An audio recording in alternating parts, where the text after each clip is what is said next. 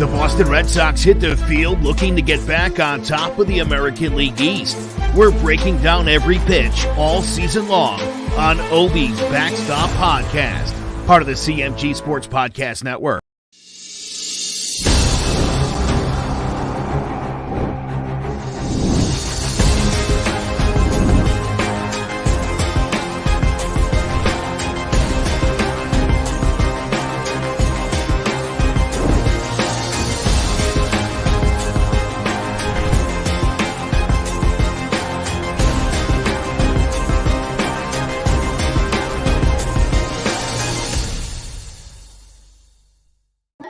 Welcome to the Ovi's Backstop Podcast presented by Clovercrest Media.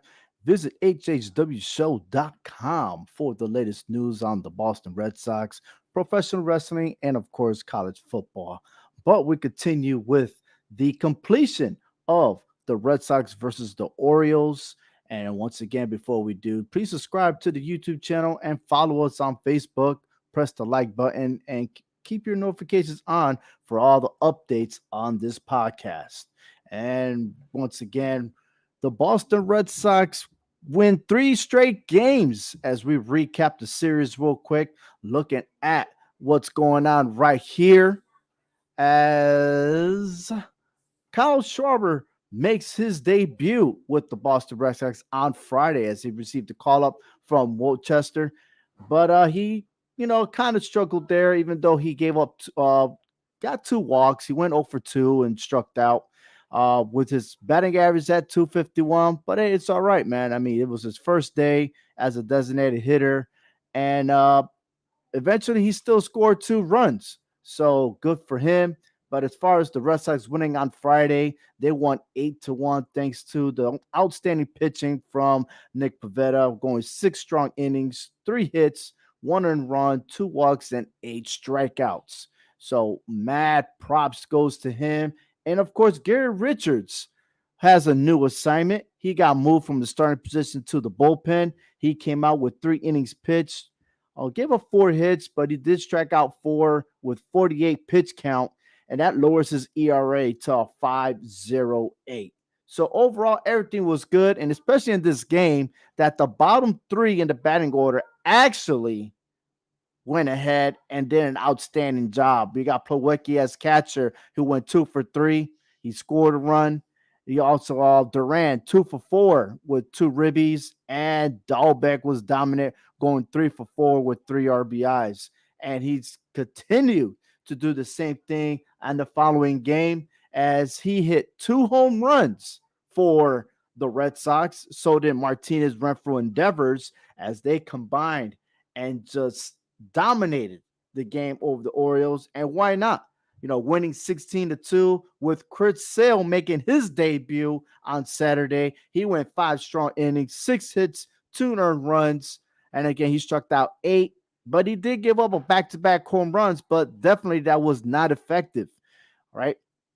And then, of course, you had the relief pitchers coming in through, getting some practices in, and they did a wonderful job not giving up any runs. And as far as the offense is concerned, once again, Dahlbeck hitting 2 more. He went 2 for 4 with 3 RBIs, but Devers was dominant as well, going 2 for 3 with a walk and a strikeout, but also he had 4 RBIs, which pushed him ahead in first place, ahead of Toronto's Vladimir Guerrero in the RBI lead. And today, if you can look at this picture right here, we definitely see Alex Cora with that face expression that he got there. Had a little words of exchange with Erod as Erod was taken out of the game after he pitched 6 complete innings.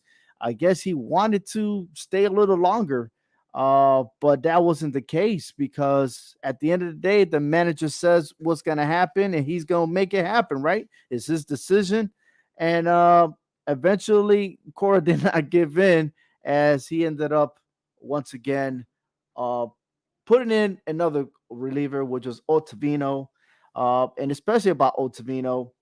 Ottavino only pitched a third of an inning. He did get hit with a line drive to the shoulder. He was taken out the game, and Whitlock came in to hold it down and he got his 11th hold, going 1 and 2/3 innings, striking out three before Matt Barnes came in. And we're definitely going to talk about Matt Barnes. But first, Schwarber gets his first hit. Matter of fact, he got two hits today as he went 2 for 4, and he did score, right? But Martinez was effective, hitting a 3-run home run in the first. Red Sox led throughout the whole entire game. And like I said, hey, the Red Sox finally got it together. And of course, we all know it is the Baltimore Orioles. I totally understand that. But when you need to win, that is the games that you have to win, you know? And yeah, don't downplay the Baltimore Orioles. They still a team, even though they are the second worst team in Major League Baseball. But when you are in competition to try to get back in first place, these are the games that you got to win, right? So most definitely. But as far as Matt Barnes is concerned, look, he did come in and pitch. He did get a break, but he pitched one full inning, which was the ninth inning. He gave up two hits, and everything else is zeros. He hasn't been dominant in that mound, and that is still a concern, right? It's okay. You gave up two hits, but at any given time, giving up two hits, especially as a closer, could bite you at the end, right? But he just got lucky. And can he continue once the Red Sox go ahead and travel to New York to face the New York Yankees in the 3-game series? As we look at the calendar ahead for the month of August, already the first week is done. We're moving on till tomorrow, which the Red Sox do have a day off, but they have a doubleheader on Tuesday and then one game on the 18th, which is a Wednesday. Right now, the Boston is a 3 games winning streak. They've won 4 of the last 5 games, and the last time they swept the series was against the Yankees back in July 22nd to the 25th. Now, can the Red Sox redeem themselves and go ahead and sweep the New York Yankees this week? It's a much needed win, and they need to give that gap against the Yankees as the Yankees are chasing the Red Sox, not only to be ahead in the AL East, but also the wild card, right? They're like 2.5 away from the Red Sox. Can they go ahead and the Red Sox sweep them and kick them to the curve way back and have them join the Toronto Blue Jays? Mm. It's a lot to ask for, especially the way the Red Sox has been performing since the All-Star break. And these are the probable pitchers for the 3-game series. Again, Tuesday's a doubleheader, Wednesday's one full game. Nathan Eovaldi will take the mound on Tuesday. Tanner Houck is projected to be the pitcher. He's supposed to be coming back on Tuesday. As right now, the second pitcher for that doubleheader has not been listed, but there is word that Houck may return Tuesday to take the mound. And on Wednesday will be Nick Pivetta. As you can see their records.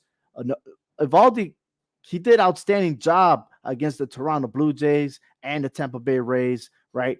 But his ERA is 3.92, trying to get his 11th win. And Nick Pivetta is trying to get his 10th win.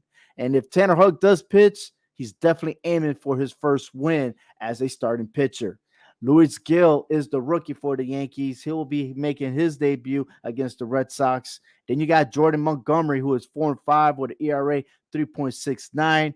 And Andrew Heaney will be pitching for the Yankees as he's coming from the Los Angeles Angels, or should I say Los Angeles of Anaheim, or whatever they feel deemed to call themselves over there in the state of California. But he's definitely left the organization to join the Yankees to help them improve, in which the Yankees have come alive as of late since the trade deadline. So he is 7-8 with an ERA of 5.78. I don't know what he can do to help the New York Yankees, but I tell you what, this is going to be an awesome series and a must win for both teams, but definitely rooting for the Boston Red Sox. Too early to determine the standings, but that will come with the next series right after the Yankees to see exactly what's going on. Currently, right now, the Rays and the Yankees are playing. So definitely, again, worst case scenario, if the Rays win, the Red Sox will still be 4 games back. But we will definitely, or I should say, I will definitely give you all that information. Just go ahead and visit hswshow.com for more information. You can also listen to my podcast on your audio. You go on Apple, Google, Spotify, and everywhere else that you listen, as is listed right in front of you. Or you can also subscribe to my YouTube channel, OV's Backstop Podcast. And once again, at the end of every series, I am back on to give you the recap of what's going on with the Red Sox, how they favor in the series, and the outlook of what has to happen. Right now, the bats are aiming high. That's right. They are swinging away, and I am so happy that the Red Sox went ahead and swept the Orioles. We're back on track. Can they continue? We definitely need that winning streak. So if you were the Red Sox fans, Red Sox Nation, still have faith. I know I've been dogging them out since the All-Star break, but deep inside, I still got that faith, and you should too. All right, we're about a month and a half away for the season ending, and let's just hope that we take over that first place and avoid that wild card spot. So on behalf of Clovercrest Media, I'm Ovi Muniz. Thank you for listening to Ovi's Backstop Podcast, and check me out again Wednesday after the Yankee Red Sox game.